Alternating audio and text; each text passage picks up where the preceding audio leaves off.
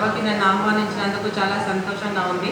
So నేను first దీనికి రావడానికి ఒప్పుకోవడం కూడా ఎందుకు జరిగిందంటే నాకు చాలా ఇష్టం. అంటే I'm also interested in this.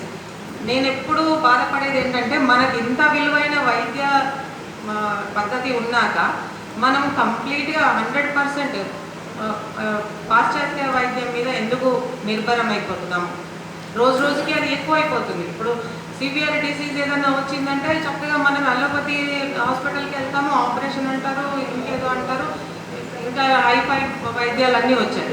ఇలాంటివి మన దగ్గర కూడా ఉండేవి చాలా. అంటే ఆ అలోపతి అనే ఒక మాట తెలియక ముందు వేల సంవత్సరాల ముందు మన వైద్యం ఉంది. మళ్ళీ మన వైద్యానికి బేసిస్ ఏంటి, తరతరాల నుంచి దాని మీద ఎక్స్పెరిమెంట్ చేసి ఇక్కడి వరకు తెచ్చింది కాబట్టి ఫుల్ ప్రూఫ్గా ఉంటుంది. అదే అలోపతి వైద్య విధానంలో ఏం చేస్తారు, నిన్న కరోనా వచ్చింది అంటే 1 సంవత్సరంలో దానికి ఎక్స్పెరిమెంట్ చేసి ఇది తీసుకోండి అన్నారు. కానీ అది కంప్లీట్గా నిజంగానే పనిచేస్తుంది అని బల్లెగద్ది చెప్పలేకపోయారు. ఏదో అంటే మీరు చనిపోకుండా ఉంటారు తీసుకోండి అంటే చావు భయంతో అందరం తీసుకున్నాం వ్యాక్సిన్. కానీ దానికి ఇన్ని తరాల కృషి లేదు దాని వెనుక. అలా చేస్తే అది కూడా కరెక్ట్ కాదు. అంటే ఆ వైద్య విధానం ప్రకారం కూడా కొంత ప్రోటోకాల్ ఉంటుంది. ఇన్ని సంవత్సరాలు దాన్ని కనిపెట్టి ఇంతవరకు వచ్చిన తర్వాతనే దాన్ని ప్రయోగించాలి మనుషుల మీద అనేది ఉంటుంది. కానీ అది కూడా మనం తొందరపాటు ఇవాళ ప్రారంభోత్సవం వస్తుంది, మంత్రి గారు వస్తున్నారంటే 1 నెల రోజుల్లో అయ్యే బిల్డింగ్ని 1 రోజులో కట్టేస్తారు, ప్రారంభోత్సవానికి మెరుస్తుంది, తర్వాత కూలిపోతారు. సో ఆ విధంగా వైద్య విధానం ఉంటుంది. మరి మన ఇంత ఫుల్ ప్రూఫ్ వైద్య విధానాన్ని మనం ఎందుకు కనుమరుగు కానిచ్చాము? అంటే మనమే మన వైద్యాన్ని స్వీకరించలేకపోయాము.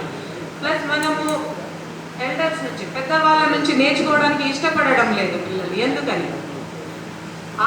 ఆ కోణంలో ఆలోచించి పిల్లల్ని ఈ వైద్యానికి ఎంకరేజ్ చేయాలి నేర్చుకోవడానికి. ఇప్పుడు మనకి ఎంబీబీఎస్ఏ కాకుండా దాంతోపాటు ఎంట్రన్స్ టెస్ట్లో BAMSకి కూడా ఉంది ఫెసిలిటీ. మరి BAMS ఎక్కువ పిల్లలు ఎందుకు చేయడం లేదు?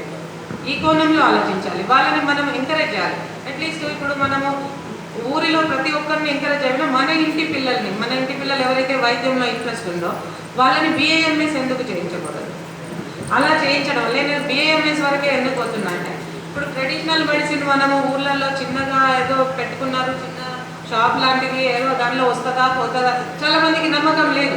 మనలాంటి కరెక్ట్గా నమ్మే వాళ్ళకి తప్ప ఆ వైద్యానికి ముందు ఎలోపతికి వెళ్తారు. ఇంకా అక్కడ లేదు, మీరు పోవాల్సిందే, మీకు 3 నెలల టైమే ఉంది అంటే అప్పుడు వస్తారు. సో అలా కాకూడదు. తెలిసిన 3వ రోజే మన దగ్గరికి రావాలి, అలోపతికి వెళ్ళకూడదు. 3 నెలలు అయితే పోతా అని తెలిసినప్పుడు కాదు. మనం అంతా అంటే క్షమత మన దగ్గర ఉన్నది. 3 నెలలు అయితే పోతాయనే వాడిని కూడా బతికించగలిగే పవర్ క్షమత మన దగ్గర ఉన్నది. కానీ ఫస్ట్ నుంచే దాన్ని ప్రివెంట్ చేసేది కూడా మన దగ్గర ఉన్నది. మరి ఫస్ట్ నుంచే వాళ్ళని మన దగ్గరికి ఎందుకు అట్రాక్ట్ చేయలేకపోతున్నాము? ఆ విధంగా అలా అట్రాక్ట్ చేయడానికి మనం కృషి చేయాలి. ఆ కృషిలో ఇదొక భాగమని నేను అనుకుంటున్నా. ఈ సంఘం చేసే కృషి మీకు 1 రోజు శిక్షణ, అందుకని నేను ఇక్కడికి రావడం జరిగింది. సో నాకు కూడా దీనిలో చాలా అంటే నా స్వార్థం ఏంటంటే ఇలాంటి ముందుకెళ్ళాలని నాకు కూడా కోరిక ఉంది. ఇంకా చాలా ఏంటంటే విషయాలు మనము ఇంటి వైద్యం అంటాము, ఇంటి చిట్కాలు. అది మనము మన సంస్కృతిలో మన జీవితంలో ఒక భాగం లాగా ఇమిడిపోయింది. ఇప్పుడు నాకు చిన్న దెబ్బ తగిలితే మా అమ్మ ఉంటే చుట్టుపక్కల తీసుకొచ్చి పసుపు పెట్టేస్తాం. ఆమె డెటాల్ పెట్టనియదు అస్సలు. గట్టి చామంతి నూరి పెడతారు గట్టిగా దెబ్బ తగిలితే. అట్లా అంటే అది రోజు రోజుకి కనుమరుగైపోతుంది. నేను అదే చేస్తాను, మా అమ్మ నేర్పింది కాబట్టి నేను చేస్తాను. సో మన ముందు వాళ్ళు కూడా చేయాలంటే మనం చేయాలి. మా అమ్మని వద్దు నేను డేటాలు పెట్టుకుంటాను చెప్పను నేను. సో ఇది అందరికీ రావాలి అంటే మీరు ముఖ్య కారకులు. మీరు మీ ద్వారా మాత్రమే జరుగుతుంది. అంటే మీరు నమ్మకం కలిగించగలరు, ఎందుకంటే మీరు ఎక్స్పీరియన్స్ చేసి ఇంతమందికి వైద్యం చేసిన వాళ్ళు కాబట్టి. సో మీ అందరికీ అభినందనలు, చాలా కృషి చేస్తున్నందుకు. ఇందాక మోదుగ పూల గురించి చెప్పారు, డ్రైవర్కి తెలుసు. మా అమ్మ చెప్తారు ఎప్పుడు, మోదుగ పూలు సీజన్ వచ్చిందంటే ఇంటికి రావాల్సిందే ఫ్రెష్ కొమ్మ. డైలీ కంపల్సరీ టీలో వేస్తారు. మేము కషాయం కాదు కానీ టీలో కంపల్సరీ వేస్తారు. సో అట్లా అంటే కొన్ని రేల పూలు సీజన్లో తీసుకొచ్చి 1 రోజు కూర వండుకోవాల్సిందే. ఇష్టం. ఇవన్నీ నాకు చాలా ఇష్టమైన ఇవన్నీ తెలుసు నాకు. సో అందుకని నాకు ఈ ప్రోగ్రామ్ చాలా క్లోజ్ టు హార్ట్, నాకు చాలా దగ్గరగా అనిపించింది.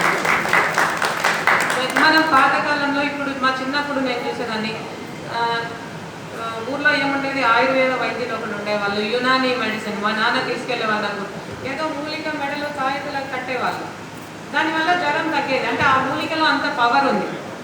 సో మా నాన్న తీసుకెళ్ళేవాళ్ళు, ఆయన పేరు మర్చిపోయాను, మౌలవి ఏదో ఉండేది, ఆయన ఒకరు. ఇంకొక రామకృష్ణయ్య గారు ఉంటుంటే ఆయన ఆయుర్వేదం ఏదో రౌండ్ బాల్స్ చేసి ఇచ్చేవాళ్ళు, భస్మము ఈ భస్మం అని రౌండ్ బాల్స్ చేసి ఇచ్చేవాళ్ళు. అది ఏంటో ఇవాళ ఏం అర్థమయ్యేది కాదు, దానివల్ల తగ్గిపోయేది. అట్లా అంటే అది ఇంకా లేదు, ఇప్పుడు ఊర్లలో కూడా లేదు. ఊర్లలో కూడా ఆర్ఎంపీలు వాళ్ళు కూడా అయిపోయింది. ఇప్పుడు బిఏఎంఎస్ ఎంబీబీఎస్లే కనిపిస్తున్నారు. వై నాట్ బిఏఎంఎస్ కూడా ఉండాలి ఊర్లలో, అది నా కోరిక. ఇంకా ఏంటంటే అన్నింటికంటే ముఖ్యం ఏంటంటే ఇలాంటి ఇంకా జరగాలి, చాలా ఎక్కువ. అంటే మీ సంఘం చేస్తున్న కృషి చాలా గొప్పది, ఇలాంటిది ఇంకా ముందుకు తీసుకెళ్ళాలి, పూర్వ వైభవం రావాలి. నేను కూడా కోరుకుంటున్నాను మీ అందరిలాగా పూర్వ వైభవం మన వైద్య విధానానికి రావాలి. మన వైద్య విధానంలో ఉన్న పవర్ అందరికీ తెలియాలి. మన వైద్యము నేచర్ బేస్డ్, అంటే నేచర్ నుంచి, ప్రకృతి నుంచి ప్రతి ఒక్కటి మనము తీసుకొని దాని ద్వారా మనకు వైద్యం చేస్తున్నాము. మనం కూడా ప్రకృతిలో ఒక భాగం కాబట్టి ప్రకృతిలో నుండి వచ్చిన దాని ద్వారానే మనం చేస్తున్నాం కాబట్టి ఇది చాలా ఏమంటారు, సైడ్ ఎఫెక్ట్స్ లేని వైద్యం. అదే అలోపతి అయితే ఇంత ఫ్యాక్టరీలు పెట్టి ఇంత పొల్యూషన్ చేసి అది కెమికల్గా క్రియేట్ చేసి మనకు మళ్ళీ ఫైన్ రూపంలో మనకి ఇచ్చి దానికి కొంచెం ఎక్కువ తక్కువ అయితే సైడ్ ఎఫెక్ట్స్.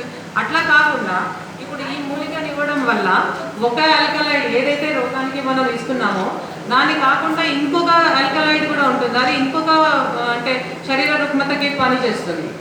సో దీనిలో మల్టిపుల్ ఉంటాయి, ఇది నేచర్ నుండి వచ్చింది కాబట్టి. అట్లా రిఫైన్ చేసిన మెడిసిన్ లైక్ పెన్సిలిన్ ఒకటి ఇస్తే కొందరికి పడుతుంది, కొందరికి పడదు. అదే మీరు ఇచ్చే మొక్క అన్నారా, అది అందరికీ పడుతుంది. దానివల్ల ఏమంటారు, ఎలర్జీ కానీ రియాక్షన్ కానీ వచ్చే ఛాన్స్ లేదు. ఎప్పుడైతే మనకు కరెక్ట్గా అంటే దీనిలో ప్రవేశం ఉన్న మెడికల్ ప్రాక్టీషనర్ ఇస్తారో దానిలో మనకి సైడ్ ఎఫెక్ట్ వచ్చే ఛాన్సే లేదు. కానీ ఎలోపతిలో ఎంత ప్రవేశం ఉన్న వాళ్ళైనా మన శరీర గుణాన్ని గుర్తుపట్టక కొంచెం తేడా చేసినా ఎలర్జీ వస్తుంది, రియాక్షన్ అవుతుంది. మళ్ళీ దానికి విరుగుడు ఒక్కొక్కసారి ఉంటుంది, ఒక్కొక్కసారి ప్రాణాంతకం అవుతుంది. సో అట్లా కాకుండా మన వైద్యంకున్న ఈ పవర్ని మనం ఇంకా ముందుకు తీసుకెళ్ళాలి. మీరందరూ చేస్తున్న ఈ కృషికి నాకు చాలా సంతోషంగా ఉంది. అందరికీ అభినందనలు. అండ్ నన్ను ఇక్కడికి ఇలాంటి మంచి పనిలో భాగంగా నన్ను ఎంచుకున్నందుకు అందరికీ ధన్యవాదాలు, ఆర్గనైజర్స్కి, వాళ్ళు వచ్చిన వాళ్ళకి. Thank you so much. అడవి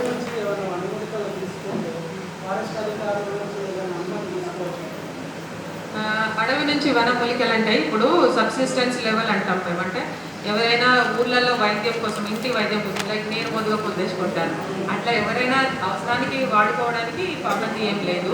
కానీ మీరు కమర్షియల్ లెవెల్లో ఎక్స్ట్రాక్ట్ చేయాలి అంటే ఇంతకుముందు మనం జీసీసీ గిరిజన్ కోఆపరేటివ్ సొసైటీ అని ఒకటి ఉండేది, సొసైటీ ద్వారా కలెక్షన్ చేసేవాళ్ళం. ఇప్పుడు అలాంటిది ఏం లేదు. కానీ మీ నిత్యావసరాలకు, మీ సొంత అవసరాలకు కావాలంటే మీరు సేకరించవచ్చు. కానీ పెద్ద ఎత్తున సేకరించాలంటే పర్మిషన్ తీసుకోవచ్చు.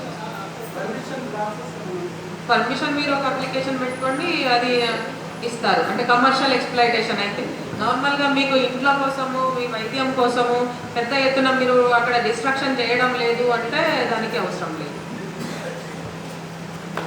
Thank you.